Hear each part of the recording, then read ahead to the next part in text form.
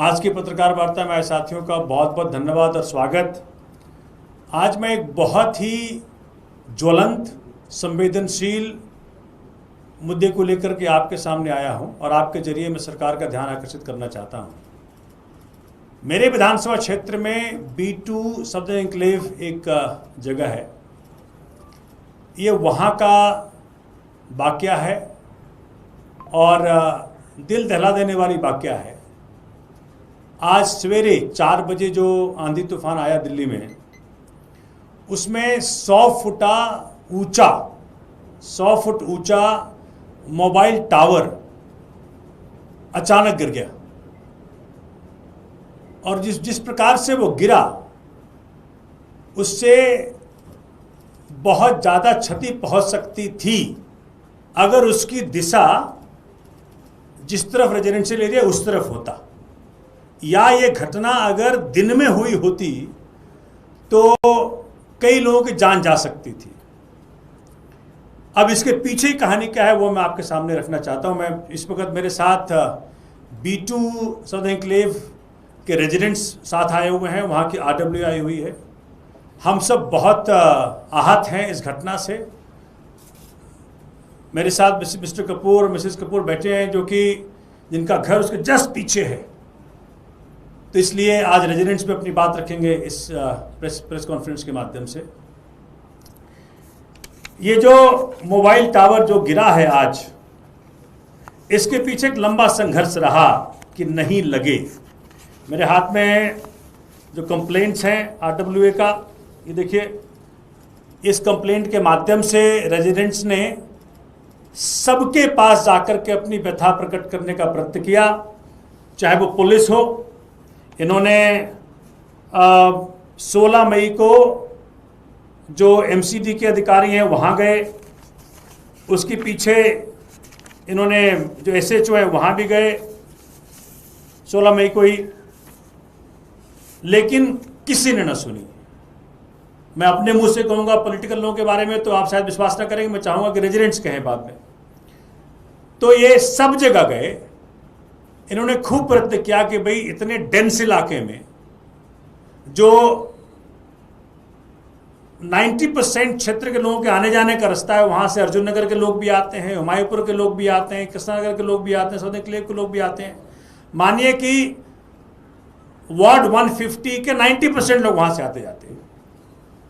हमने कहा कि भाई बहुत कंजेस्टेड इलाका है, बहुत ज़्यादा ट्रैफिक है, वहाँ पे लोग हेल्थ कंसर्न्स से लोग बड़े पीड़ित तो थे ही कि भाई इसकी जो रेज आएगी, जो इससे जो निकलेगा वो बहुत हानिकारक है। लोगों को बहुत संभावना थी कि भाई कई सारे रोग पकड़ सकते हैं। लेकिन जो सबसे बड़ी बात थी कि जो जान माल की हानि हो सकती है, लेकिन किसी ने भी एक न सुनी। क्षेत्र के लोगों ने जब मुझे बताया, और बड़ा दुख हुआ मुझे जान के कि भाई क्षेत्र के लोगों को पहले गुमराह करके रखा गया कि हम वहां पे लगा रहे हैं हाई मास्ट लाइट, ऐसे कह करके उन्होंने इनको डिसीव किया, डिसीटफुल कंसेंट लिया कि लाइट लगा रहे हैं, और लगाने लगे मोबाइल टावर।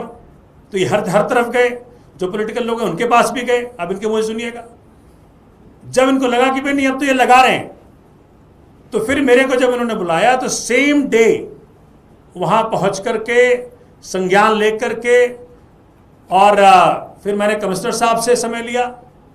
20 मई 2025 को कमिश्नर साहब के पास जाकर के मीटिंग की, रेजिडेंट्स को ले गया। वहाँ से मुझे उन्होंने प्रॉमिस भी किया कि सोमनाथ जी चिंता ना करें, हम इसको और कहीं अगर आप जगह बताएंगे वहाँ कर देंगे। लेकिन किसका जवाब था, ऐसा किसका प्रेशर था कि कमिश्नर साहब के वादा करने के बावजूद ये मोबाइल टावर वहीं लगाया गया। मैं जानना चाहता हूं, आज हर तल पे, सेंटर देख ले वहां बीजेपी, स्टेट देख ले वहां बीजेपी, MCD देख ले वहां बीजेपी, तो फिर अब आदमी कहां जाएगा? विपक्ष होने के नाते हमारा दायित्व है ये सवाल करना जो सरकार में है कि क्या B2 के रेजिडेंट्स की जान की कीमत नहीं है? क्या जब तक वहाँ कोई नेता रहता होता तो क्या ऐसा कर सकते थे? ऐसा किसके दबाव में किया गया? कमिश्नर एमसीडी के प्रॉमिस के बावजूद ये एक्शन वहाँ पे जो हमने कहा था वो नहीं लिया गया। ऐसा क्यों हुआ?